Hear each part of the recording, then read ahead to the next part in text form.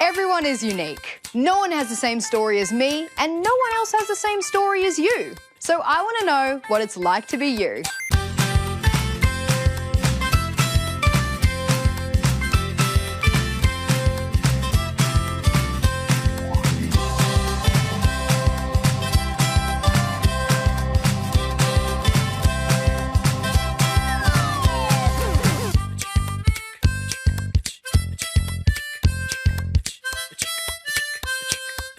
Understanding and experiencing our gender is something that's completely unique from person to person. We can be assigned the biological gender of boy or girl at birth, but our gender is also defined by how we feel on the inside, as well as who we know ourselves to be. Being gender diverse or transgender means that we don't identify with the gender that's been assigned to us at birth. So, what's it like to be transgender? Hi, I'm September and I'm 8.5. My name's Oliver and I'm 15 years old. My friends would describe me probably as quite a quiet person, pretty reserved. Hi, my name is Evie and I'm 12 years old. My name is Isabel and I'm 14 years old. Hi, I'm Georgie Stone and I'm 17 years old. I would describe myself as cheerful most of the time and just very excitable, I think. Hi, I'm Maddie and I'm 12 years old. I identify as a transgender female and have not yet developed a sexuality. So I identify as a transgender male. The biggest challenge for me was probably just coming to terms with it myself, you know, that I am different. I'm not just a straight guy, and that was probably the hardest thing for me. I identify as female, always have, and always will.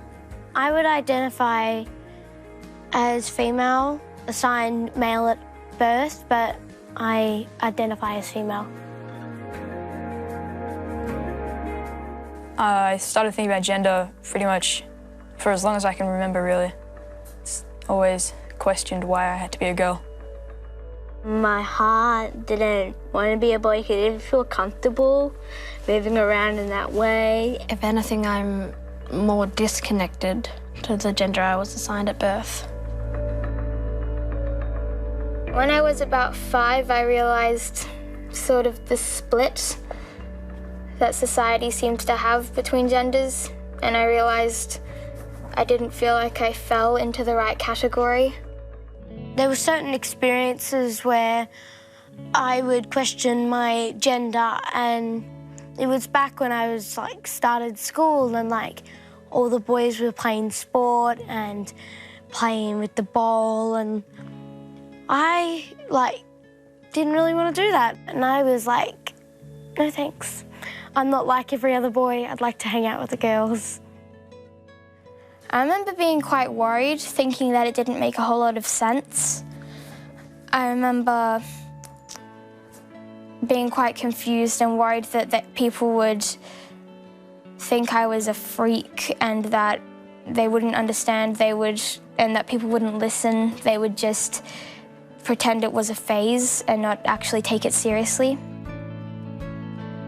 I got to primary school and they saw how distressed I was. That's when my parents realised that this was more serious, this wasn't a phase, and it never was. Whenever I talked about it to my family, they were always, of course, they were very supportive. And I mean, Mum knew about everything with me transgender a lot longer before I did. Pretty much all my friends have known me since I was young, and they've just always known me as a tomboy. So it was very natural for them. I had a friend once who asked me, is it all right if I just call you a boy because it's confusing? And that made me so happy. My parents didn't agree with it, and then they finally agreed. My brothers didn't want to happen because they had fun with me when I was a boy. My brothers got used to it except for one. He didn't hey, no. But my other brothers were like, yeah, I'm fine with it, I'm cool. My brother's support makes me stronger and happy. For a long time, I couldn't talk to my friends and family because I was too scared to tell them. It was going to be too hard. My friend, I told her first, and she was the one that gave me the support to tell my parents. She said that if you don't do this, then how are you going to be you, Evie? And you can't just not say anything. You can't live like that. You have to be you, and you have to tell your parents sometime. I told my parents that I was trans when I was about 10, and in that same year, I came out at school. My family mostly knew immediately what it was, and they understood it, and they helped me. At school, it was slightly more difficult because people were confused, and growing up in a smaller country town, everyone knew me, so everyone was a bit confused when I started dressing differently. I fully transitioned when I was in grade 1 in primary school, and there was a lot of teasing when I did transition, and a lot of people were a bit shocked at my school, and it felt a bit uncomfortable at first because I had to use the disabled bathroom. I wasn't allowed to use the girls' bathroom till grade 3. Everyone was really positive about it.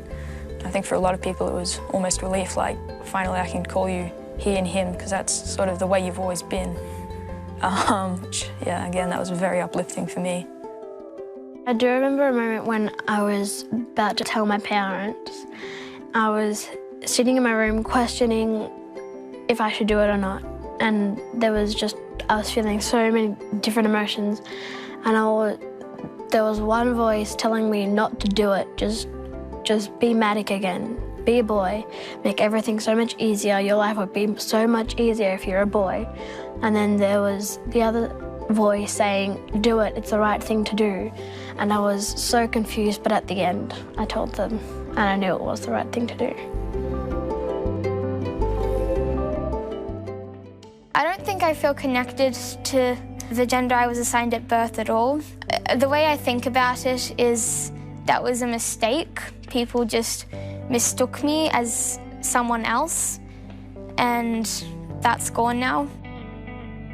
I think the biggest misconception people have about me is that being transgender means that gender to me is very fluid. To me, my gender is very binary. I am just female. I'm not a male wanting to be a female. I'm not pretending to be a female. I'm not trying to emulate femininity. I am a female. I am a girl. Just before I transitioned, I went into the female bathroom and these two girls asked, are you in the wrong bathroom? And that sort of put me off going to the bathroom. I stopped drinking water at school, so I didn't have to go. People sometimes say, are you a boy or a girl? They ask you what you have in your pants. They ask you... I remember one time a kid asked me if I was wearing a wig. When I hear those things, it makes me think, is this all people think about when they think of me? Do they just think, is this all I am to them? Is this my defining characteristic to people? Not only are they just thinking about that when they're talking to me, they're not thinking about it even in the right way. They're not actually realizing what trans means. They're not realizing how much it hurts me or other people. They just don't think about it. They think that some things are just okay to say to someone, and it's horrible. Being able to come home to a household that was supporting and loving of me made the difference. It really did.